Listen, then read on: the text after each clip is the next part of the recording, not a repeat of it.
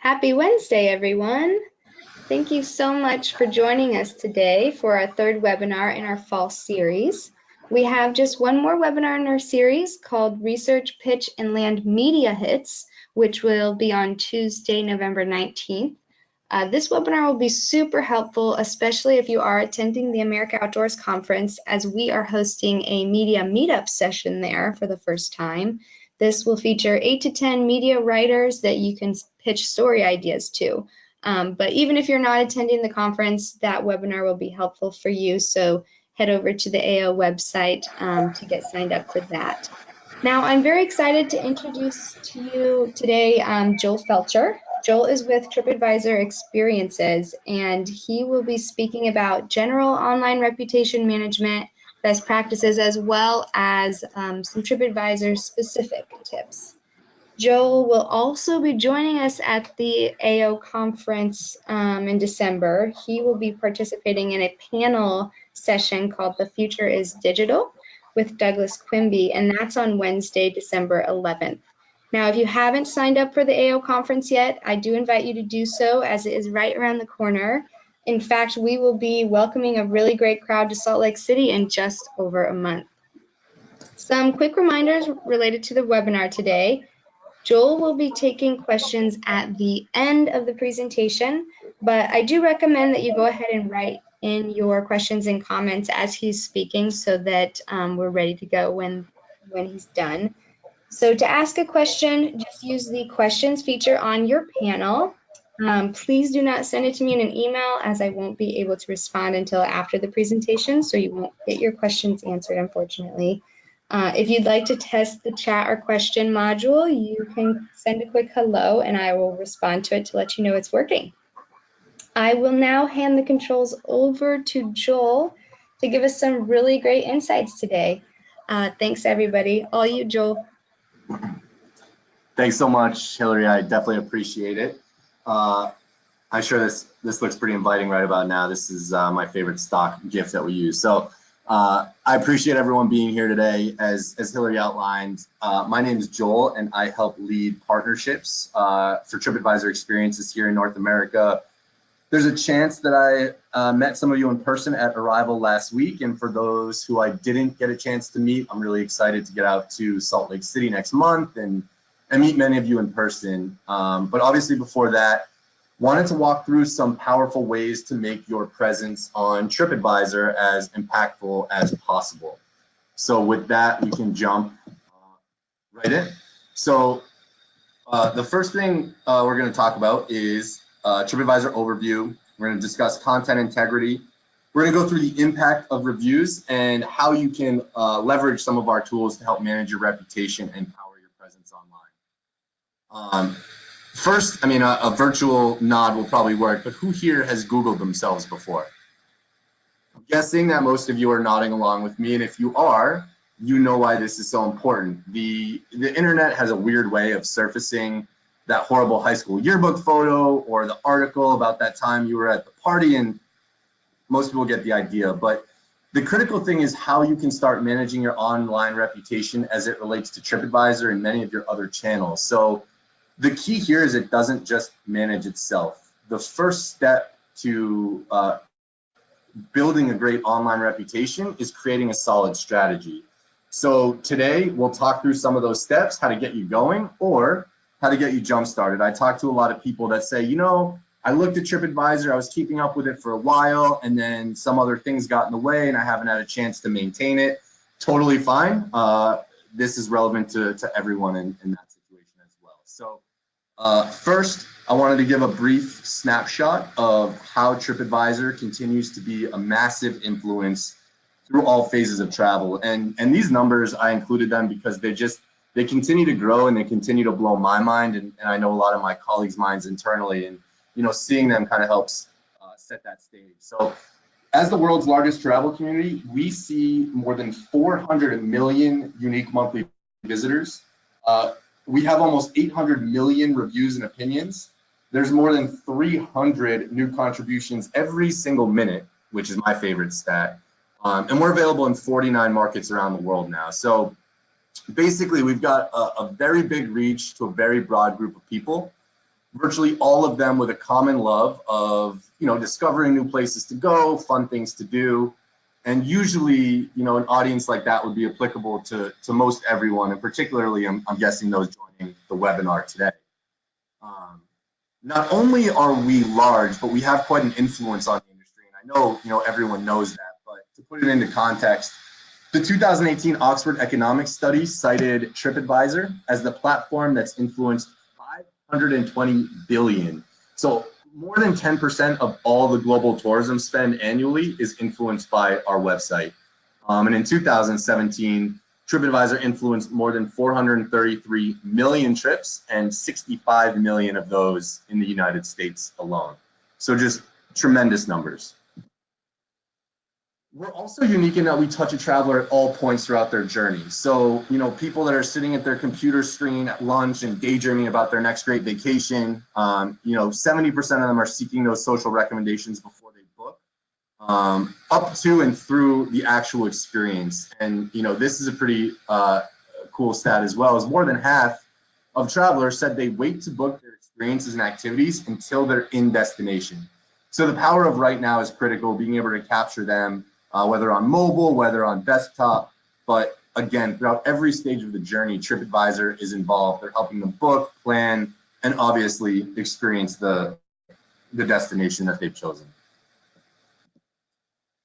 And then in terms of willingness to share personal info to get even more personalized travel information and recommendations, TripAdvisor is just trusted more than anyone else. And it's why our community trusts each other so much. So when you look at this slide that shows, Gen Z, millennials, Gen X, and the baby boomers, across all of them in each respective category, TripAdvisor is the most trusted. And again, this is coming from a TripAdvisor personalization study that we just did in 2019. So most of the other OTAs and even a brand like Amazon, TripAdvisor has a ton of trust. And because our community, they're not shy about giving us that information, we can aim to drive the most qualified people to the most relevant places online. So we do this because we have knowledge about things like a traveler budget. So are you a bargain seeker? Are you a luxury spender? What's the destination type? Are you looking for a tropical locale? Are you looking to, go hiking in the mountains or go on a ski trip? And obviously the traveler type, right? Are you talking about a solo wanderer? Are you talking about a family group, a fit traveler, a business traveler? We can help you speak to your consumer because, again, we have that information because of that trust we've built with our community. With our portfolio of brands and services, a lot of people don't know that a lot of these brands actually roll up to the TripAdvisor Media Group umbrella. So because of this, we can hone in on the customer and then offer them the most relevant stuff from the most relevant brands from our portfolio. So, for example, if someone's looking on Flipkey for a vacation rental, our retargeting efforts will focus on that. If they're looking for, a rental in Denver and they bounce to CNN or ESPN.com or one of the many other websites, our cookies will try and follow them and get them to convert. Again, whether it's vacation rentals or cruising or fair watching, or tours and activities, something like Viator where people are perusing. We want to take that daydreamer and just help them convert through the many channels we have to reach them.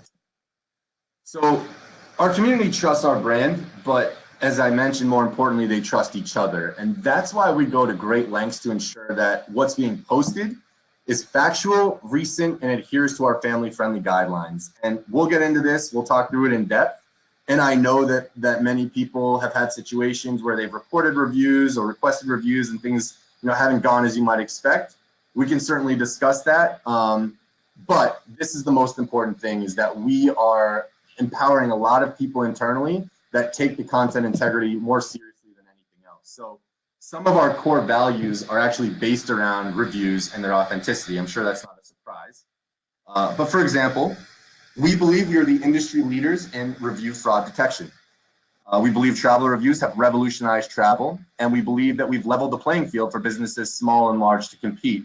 And that number 3 goes back to a change we had in our popularity index. We'll discuss that in a few minutes as well. And this last one is we believe in our customers' right to write. And that's just a cutesy way of saying, you know, we're built on the back of our community, our reviewers, and I know that they've largely influenced your businesses as well. So with all of that said, we also believe that not all reviews are created equally. Here are a few examples of why some reviews may violate guidelines and ultimately be flagged for removal. So reviews have to be non-commercial. We don't allow reviews that contain links or content that's just included for promotional purposes. The reviews have to be relevant. So we want all of them to be relevant and helpful to travelers. After all, they're reading the review to understand what a business might be like through the lens of a fellow community member. And because of that, we just don't allow inclusion of any, you know, personal opinions about politics or ethics or religion or wider social issues like that. They're also unbiased. We don't want individuals or entities who own or are affiliated with a business to post a review of theirs or a competing establishment. That's really important.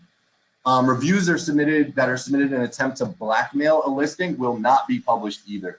If you suspect that a review is fake or doesn't meet TripAdvisor's posting guidelines, you can use the report problem with review feature, which is located at the bottom of each review. And that's one of the biggest takeaways I can share coming off of Arrival last week, is a lot of people either didn't know that it was there or didn't know how to leverage it or did it too late. So we'll move on to 4. We'll talk about that in a minute as well.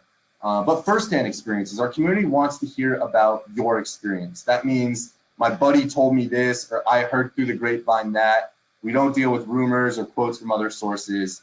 And lastly, easy to read. We actually have a character count minimum for reviews. So unlike Twitter, where there's, you know, the 40 character maximum, whatever it is now, we actually have a minimum because we want people to fill up the space with details about their trip and not include, you know, 2 thumbs up or it was great. We want, you know, the meat, and that's what our community cares about.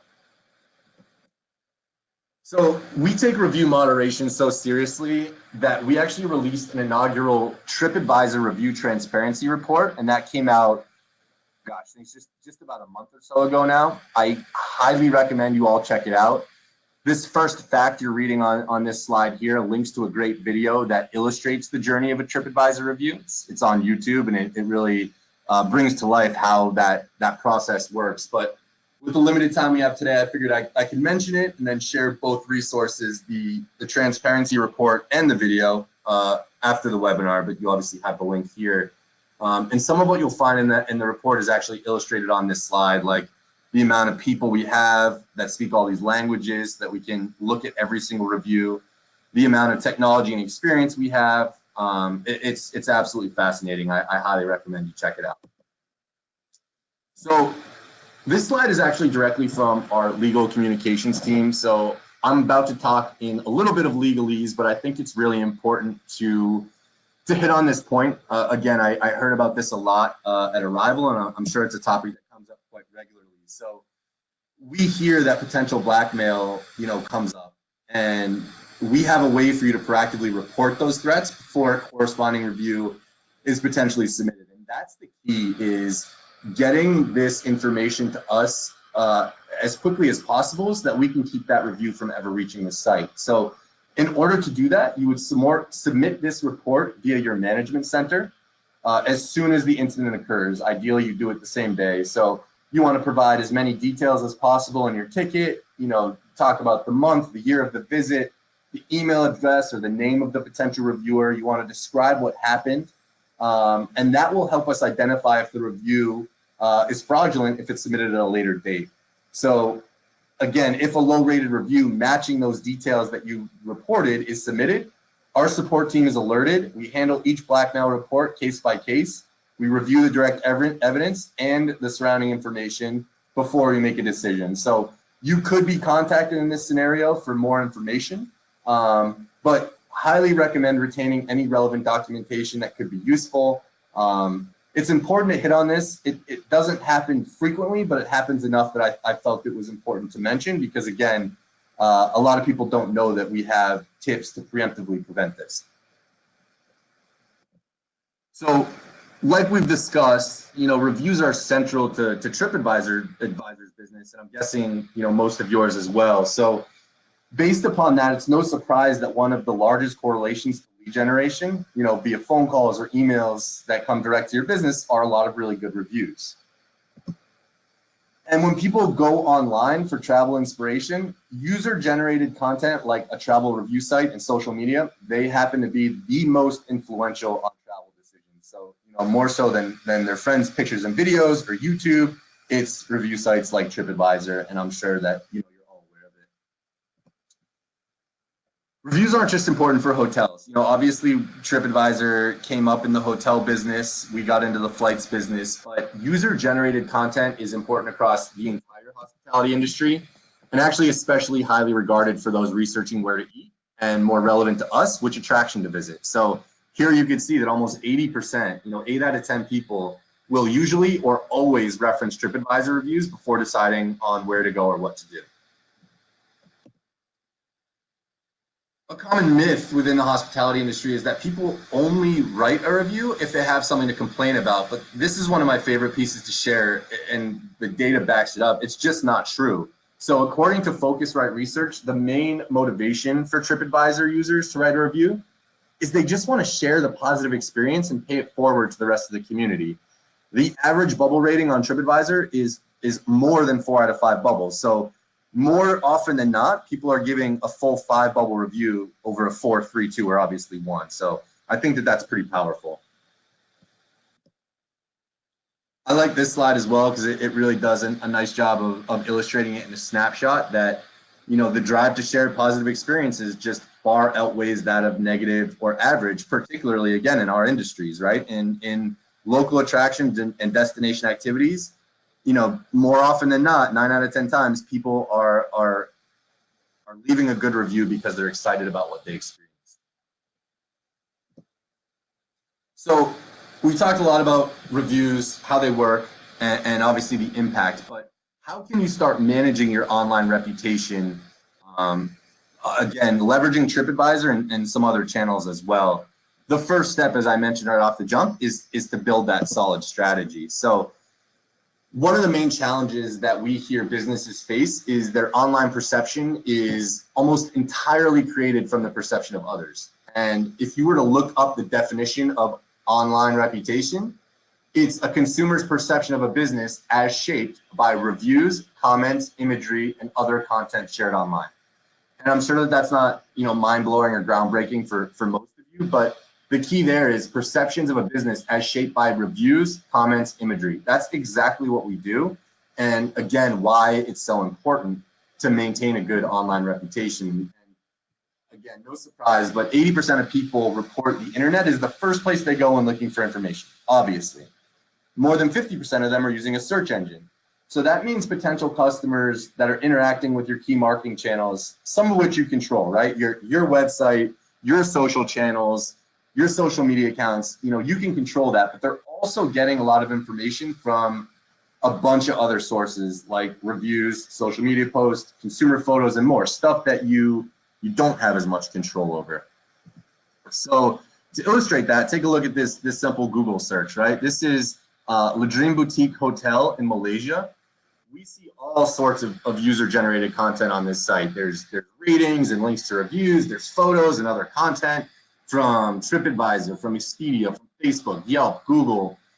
All of this stuff put together forms part of that hotel's reputation, and depending on what appears here, this could start or stop a traveler's search for a business right here. So it's as simple as putting in the name of a business, hitting enter. The snapshot that's returned could, be the most impactful or harmful thing in terms of getting a customer or not. So all that said, this webinar is about action, right? Actionable ways that we can help you influence and change your online reputation for the better. So this is another big takeaway I had, recently is whether you're a brand new business or you've been around for a long time, consumers are always looking for the most recent content from the most trusted channels. So as we go through these tips, ask yourself, can I improve upon what I'm doing? Am I doing this at all? Stuff like that. So again, first thing is building a strategy, and that starts with identifying your target market. You want to learn about your customer through the feedback you receive, and then you want to play to your strengths. Are people raving about your customer service? Are they talking about your great competitive prices? Is it your location? Is it the amazing guides you have? You want to hype up what you're hearing the most. 2 is you want to set measurable and realistic goals. You need to ensure that you're allocating the required resources that you need to actually achieve the goals that you're setting for yourself. So again, that comes with the third aspect here is defining your measure of success. Like anyone says, if it's worth doing, it's worth measuring. So ask yourself, are you focused on the volume of reviews? Are you focused on the quality of the reviews? My guess is it's probably a rise in the popularity index, which is a measure of both. We'll get into that a little bit later. Have you trained your staff to mention how valuable traveler feedback is? Have you leveraged the management center to build competitor sets to see how you're stacking up against your frenemies, which is a word I've learned recently. And then lastly, you want to schedule quarterly or seasonal reviews. Your strategy will shift and change as your business does. So it's really important to schedule time to reassess. Carve out the time each morning or evening to read and respond to recent reviews, the good and the bad. Discuss what you're seeing and hearing with your staff.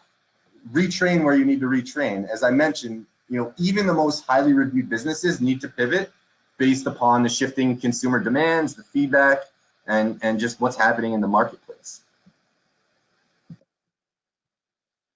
I like this quote. This is, step 2 is creating an online reputation culture. So, again, reiterating that you need to set the strategies, help your staff feel engaged, right? If they're calling out a guide or someone on staff by name, give them the kudos, pat them on the back, train them and empower your staff to ask for the reviews in a polite way. Track them. Like I said, read them every day, hone in on what's working, build on what's not, and make it part of your everyday business operations. Talk about it, keep it at the forefront of your business, and you can even incent your staff based upon certain thresholds or milestones as it relates to reviews. As we discussed, it doesn't matter if you're brand new, you've been around for 20 years, it's important to always take a step back and assess your online presence, because it could be pretty eye-opening if you're not already doing it regularly. So, to hear what people are saying, just do a search for your business and do it using a search engine, and don't forget images. It's really important. From there, build a list of the most popular websites. Where are people posting comments about you? Get in the habit of checking that, whether it's TripAdvisor, any of the other sites out there. And leverage free software programs like a Google Alerts. Set it up so that when you get mentions online, they're landing in your inbox and you can, use that to make actionable decisions at the business. I talked to a lot of businesses who just lost sight of maintaining their listing. I mentioned that at the start with up-to-date facts like, simple stuff like address, description, phone number. And sometimes because it's been so long, they don't necessarily remember how. So be sure that you update your information online. You want customers reaching out to have the factual information, not be doing guesswork. And only focus on the sites that are most important for your business. And the way you can do that is leverage something like Google Analytics. See where your biggest referral source of traffic is and invest the time there. Is it Facebook? Is it TripAdvisor? Is it coming directly from Google? Cast a wide net and then hone in on where you're seeing the engagement happening. So these are some things to always keep in mind. Commit to listening. You don't want to fear the feedback. It sometimes can hurt to hear it, but use it to fuel your growth. Treat reviews like precious gems, right? Each one is an opportunity to improve or build.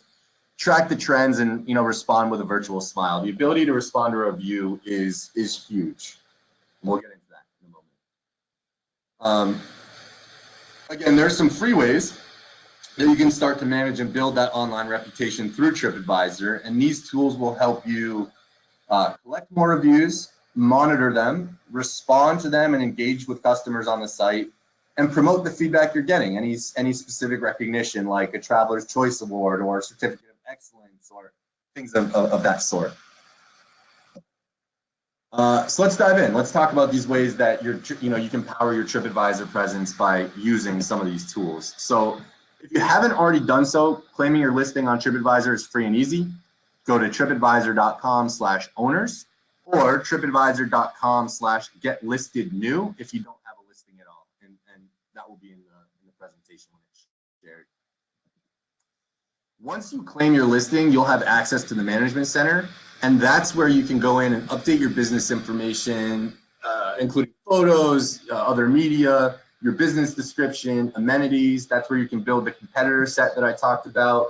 It really is your hub to allow you to start engaging with your reviews through those management responses. So once your listing is live and getting engagement, it will be scored by an algorithm. That score determines a listing's popularity ranking. And I know that while this algorithm can be mysterious, it most definitely can also be influenced. So here's some factors you should be aware of. And look, I know that I think it was about a year and a half ago now, February of 2018, we changed our algorithm to include an area of consistency. So the three main factors that influence the popularity ranking on TripAdvisor are quality, quantity, and recency of reviews. And again, we layered in the consistency of these factors over time a little over a year ago. So the way that it works as it relates to your actual ranking is we reward consistently good behavior. A business that has many consistently good reviews will just rank higher than one that has a lot of reviews. Some are good, some are poor, all other things being equal. And that's because we can have more confidence in our ranking if a large number of travelers are reporting a consistent experience at that business or property or restaurant or whatever the case may be. One important thing to note is management responses don't actually impact the popularity ranking, but it has a tremendous impact on the traveler. When they see, again, the vast majority of reviews are positive, but everyone has that, misstep or tough review every now and again. And if you take the time to address it in a polite, positive way, say, thank you so much for the feedback. We hear you loud and clear. Here are the steps we're taking to get better. It gives people the ability to say, you know what, like I filtered for the negative reviews because I just wanted to see what they look like, but they have so many more positive reviews, and I can tell that this business is so engaged with their customers that I want to take the chance with them. And most of the time it's not taking a chance, again, because the vast majority of reviews are people sharing a positive experience. So once you receive a review, take that opportunity to acknowledge the traveler and their opinion. Whether it's positive or, again, if it's negative, you as the management have the opportunity to make a public response. And with the way that we're structured, your reply is the final word in that interaction. So they share their experience. Now you have the opportunity to reply, and that's the end of the interaction. So, I've seen enough of those reviews that, it's defensive and, it doesn't give that warm and fuzzy feeling to the traveler that, I can't recommend enough taking the high road or just telling your side of the story, being factual and saying, this is what happened. It goes a very, very long way with future travelers. So how do you get more reviews, right? Ultimately, you need to get more so that you can enact your strategy. And the best way that I can give you is Review Express, and it's an amazing tool. It's an automated email platform that is powered by TripAdvisor, where you can send emails to your guests after their visit or after their activity, their experience, using a customized format. So that doesn't necessarily mean that, starting today, moving forward, you can reach out to that person, those people. You can go back actively right now to anyone in your database, load a CSV of their emails, write a template that says, hey, your feedback's really valuable. If they've left a review, we're not going to send that email. Our system's smart to pick that up because that email will be associated with a user. But it's an amazing way to get a good number of reviews in a short amount of time, which has a huge impact on that ranking, as I mentioned. We also have widgets, so the ability to just copy and paste some code onto your website pretty easily to have us submit a review button directly on your own website. And then we have promotional items like cards, stickers, flyers. I'm sure you've seen them that you can remind guests to write reviews. And you can even add a review submission tool to your own Facebook page. The one cool thing that's coming down the pike that's actually not on this slide that I just heard the other day is we're going to start send text messages 9 a.m. the day after an experience to take some of the onus of you, loading these emails and firing them off of you. We're going to do it automatically. So that was received really, really well, and I think it's going to be tremendously impactful.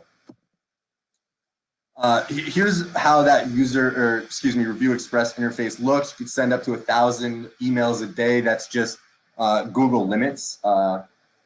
Again, it could be publicly facing TripAdvisor reviews, or you can use this to solicit private feedback that's only accessible to you.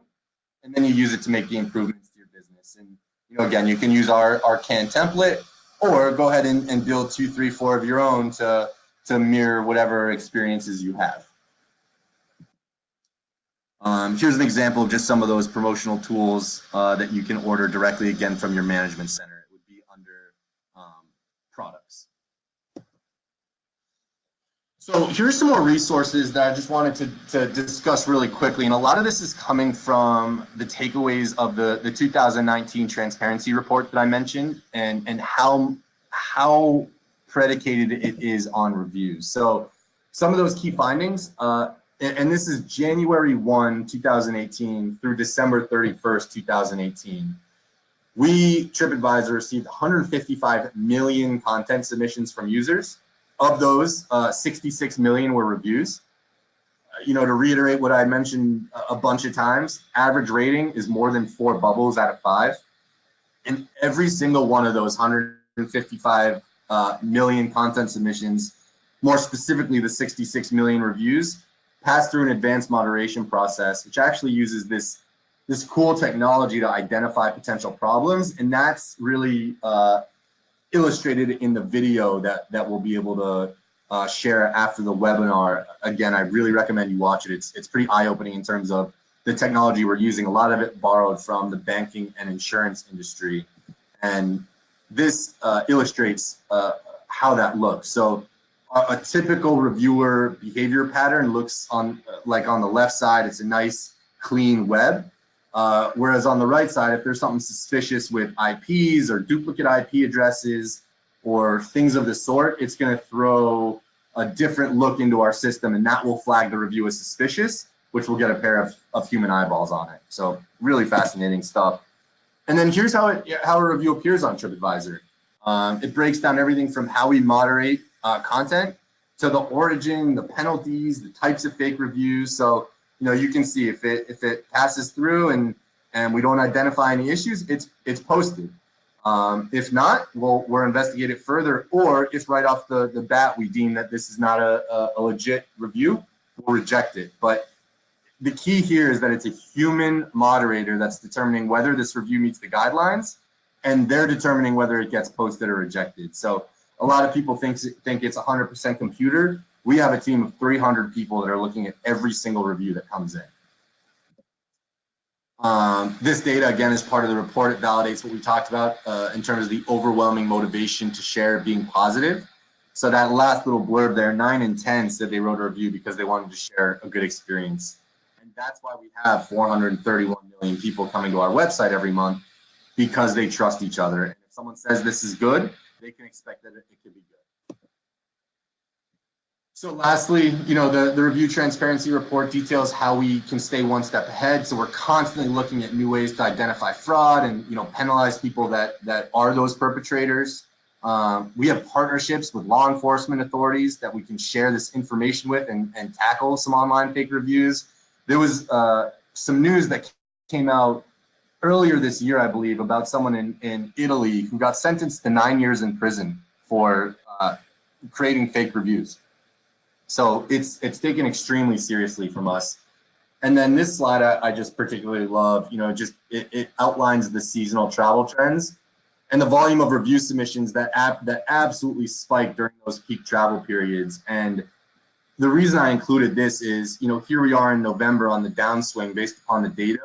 We've got a lot of time to get your reputation, in full swing, in full working order by the time we hit that peak season next year, or come January, February, March, where people are actually starting to make those bookings. So with all that, I really, really appreciate the time, the opportunity to be here with you today, and I'd love to answer some questions. Thank you, Joel. We have had some questions start to come in. Everyone go ahead and write yours in now. We'll get to all of them. The first question is, when TripAdvisor flags a review as invalid, is the business notified of that? Or what's that process like between the two?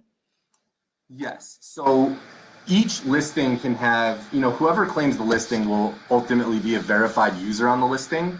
And that person, that verified user, can go in and manage the user access for other people on the listing. And when you're determining the permissions that person has, you have the ability to select who gets what notifications for what things that happen. One of them being, changes to the listing, updates that go through, things of the sort. So the key there would be make sure that the verified user and the other users on the account have the correct permissions based upon what you want to be notified about. Great. The new program that's rolling out with the 9 a.m. following day review, how is TripAdvisor getting the information to send that to them? So that specifically is coming from our TripAdvisor, our bookable TripAdvisor experiences, and I apologize, I should have made that clear. So if you have a bookable experience and someone buys it on TripAdvisor, we capture their name and phone number in that transaction. And so when someone, the day and time of their experience comes and goes, 9 a.m. the day following, we'll have that data, we'll have that information, we'll be able to send the review. If you're not a bookable experience, you would capture that information, when that traveler comes, ask for their email address, so that you can leverage Review Express to ask for the review that way. Thank you. When thinking of identifying a target audience, how do you handle this when you have multiple audiences? Should each one have its own strategy?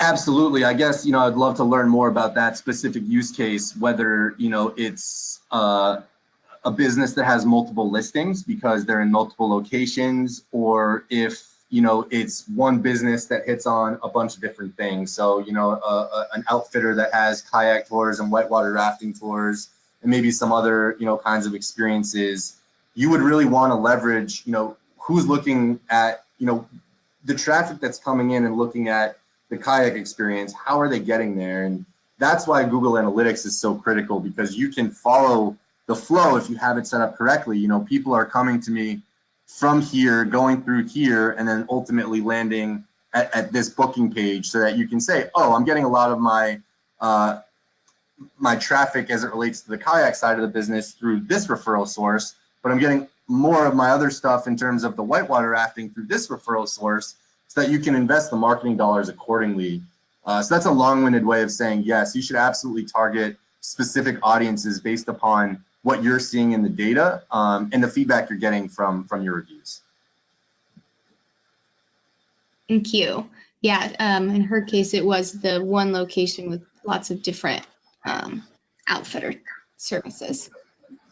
Okay, so Scott has had issues in the past where a review was placed with them, but it was the wrong company. They were trying to review a different provider, and the reviewer acknowledged it was a mistake, but it took a really long time for TripAdvisor to rectify it and actually get it off the site. Is there a better process, or what's the timeline that TripAdvisor is trying to do that in? Yeah, in full transparency, it's pretty hard to get reviews removed, as I'm sure a lot of people on this call have experienced. But when it does happen, the best thing that you can, and so to back up, there are so many reviews being flagged, and it's actually ultimately a small percentage, but when you're talking in the hundreds of millions of reviews, that small percentage can be quite a large number. But they absolutely did the right thing. I mean, you want to submit that as quickly as you can and respond to that review saying exactly what happened. Hey, this reviewer actually mentioned in our discussion that this was on the wrong page. This is for XYZ. While we really appreciate the feedback, look at some of our other examples below. And sometimes you can actually communicate directly to that person and say, hey, it seems like you left this on the wrong page. Do you mind removing it? And they actually have the ability to do that themselves. So you can communicate directly with the reviewer. Some people don't feel as comfortable doing that, which is totally fine, which is why that management response is so key, so that in that placeholder time before it comes down, people can see why that review might have gone awry. Great, thank you. When providing emails or customer data to TripAdvisor for review generation, or even just asking for a review, how is that guest's information being used by TripAdvisor? And, is it being used for other TripAdvisor purposes? It is not. No, the privacy laws state that we really can't leverage that. So you're just really uploading the CSV, the list of emails, and firing it off. And that's just allowing us to send that email through our server. So it comes from TripAdvisor. We're not leveraging that email in any other way. We're not adding it to newsletter lists or anything like that. They don't just become members because they've been emailed. It's just to send that Review Express email. All right. So I will mention, Hillary, is just to piggyback off that, we are beginning to, and we hear it quite a bit on the bookable experiences side. We don't give the email address out. We're starting to explore using the ability to, have basically allow for a supplier to email that customer who made a booking using a truncated email, which will just have the asterisk, but again, allow you to communicate and have it be threaded in their management center as well. So constantly trying to update the communication piece, because at the end of the day, we know how important it is for you all to be able to get in touch with the end user, the customer. as a follow-up to that question, Jan wanted to know, what if the user then does create a TripAdvisor account? So if they create a TripAdvisor account, they're likely in that flow. They have the ability to sign up for, whatever newsletters, alerts, notifications, whatever they want. They can go in and manage their profile that way. So it's if they create their own account, now they have the ability to leave multiple reviews and things of that nature. And that's another thing that I think will be coming down the pike, is really weighting the reviewer as well, which I think is really cool and really powerful. So, if you think about someone who's left 2 reviews and they're both 1 star, 1 bubble, versus someone that's left 50 across a number of different types of businesses of different levels, it's just, we might weight that feedback a little bit higher. So we're constantly iterating in terms of how can we, manipulate our system in the right way to help, make the most relevant information surfaced higher than, something that someone might have just had a bad day and wrote a tough review. Right. All right, let's see. We've got a bunch of questions coming in. Quick one here. Can we opt out of the 9 a.m. day after email when that is rolled out, or text? I honestly don't know the answer to that one yet, because it's only been being tested as we speak. Typically, there will be communication either internally or more likely externally, but opting out, I would guess not. If we're capturing that email and that booking happens and that experience happens, I'm guessing we would send that text. But I will find out the actual answer. Okay. All right. So Eric says, at arrival in 2018, it was said that TripAdvisor would start ranking results higher if the company spoken to allow experiences to be booked. Did that happen? I wish he was at Arrival 2019, because we actually addressed that with Douglas live on stage. Dermot did, and the answer is that was a miscommunication. It was that it was initially rolled out to Booking customers as a test, but pretty quickly it was scaled across every other reservation provider, and we've since phased that out. It's not available to anyone right now, but if it was, it would be everyone, not just a subset. Great, thanks. We might also want to mention that at our conference. All right, let's see. We have a few, let me read these real quick. All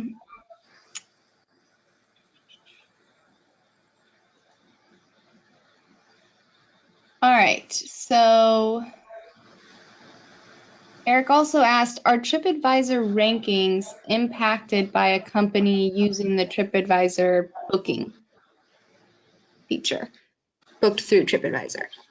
No, it's the only thing that influences the popularity ranking is the quality, quantity, and recency of reviews. And it's probably a good time to mention to everyone here that you can actually request reviews on the product level. So, using that same example, if it's a kayak company and they have a morning and afternoon and a sunset and a dolphin, kayaking tour, they can actually farm out the reviews for each specific product, so that if you have 100 reviews on your listing, your business listing as a whole, and then your dolphin kayak tour gets 2 reviews, that specific tour will have 2.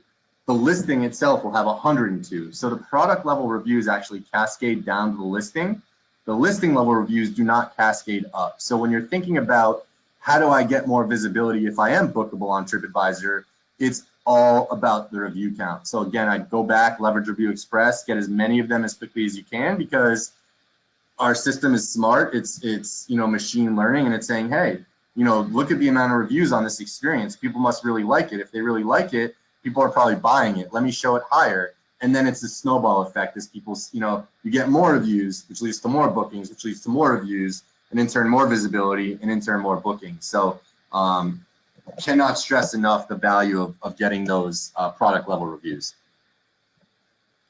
And then, so if somebody chooses not to be bookable on TripAdvisor, are they, you kind of just answered that, but are they not prioritized as highly as those who choose to be?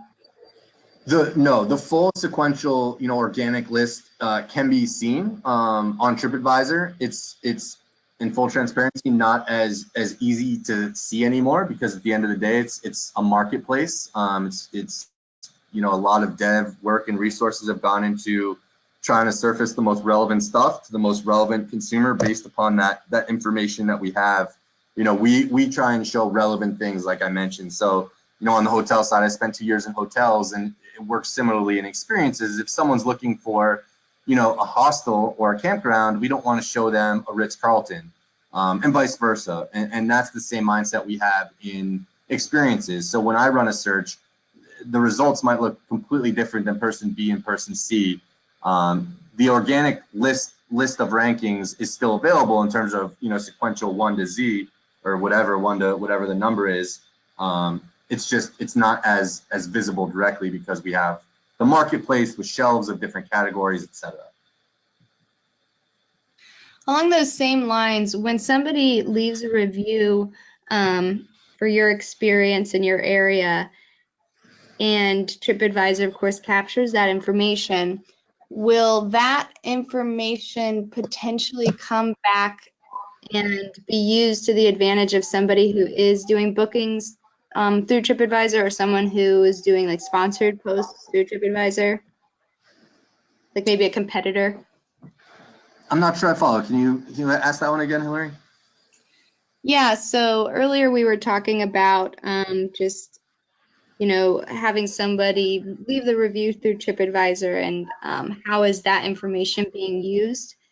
And there's just kind of some concern around, can that information end up helping a competitor by TripAdvisor capturing that they liked to do that in that area, but maybe someone who is paying more on TripAdvisor, that it gets remarketed back to that other business? No, less on the latter part. What I would say the key is leveraging the competitor sets. So in your management center, if you want to see how you stack up, you can, in a snapshot, see, and you can build up to 10 competitor sets with 5 competitors in each. And so some people leverage it for, my immediate competitors. Let me look at, similar businesses in another part of the country or another part of the world. And it will give you in a snapshot how you stack up in terms of review count, quality, photos, photo engagement, things like that. And so if you see one of the competitors, getting a lot of really good reviews in a short amount of time, it behooves that business to go in and look at that page and say, hey, what are they doing? What are people raving about? Can I implement some of that into my business? So it's less about, ripping off the competitor and more about getting that competitive advantage based upon, the information that's available to everyone on TripAdvisor. Gotcha. So Scott is mentioning that that if you are bookable on TripAdvisor, that TripAdvisor does not give the emails to the provider. Is that correct, and is there any way around that?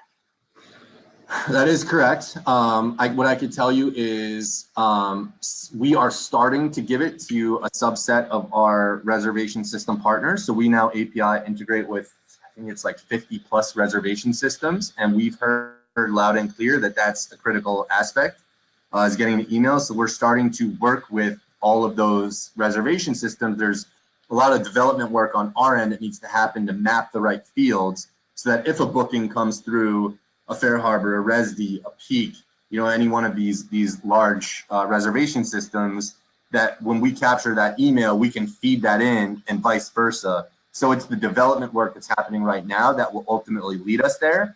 But it's correct, we don't currently do it. There is a way for Boken users, we give the truncated email right now, but that was our ability to test this service, and now we're starting to have the conversations with the API teams of these companies to say, hey, what's the level of effort to get this integrated, to get this mapped so that we can start giving that information to our suppliers. So the short answer is not right now, but it's coming. Mm-hmm. Okay, great.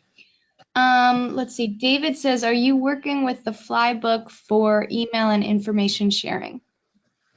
We do work at the Flybook, and I have to imagine they're on the list of people we kick that off with. I know, how involved they are, especially with this community, and they're one of our bigger partners. So I'm pretty positive that they would be on the list of people that we'd be working with to get the emails.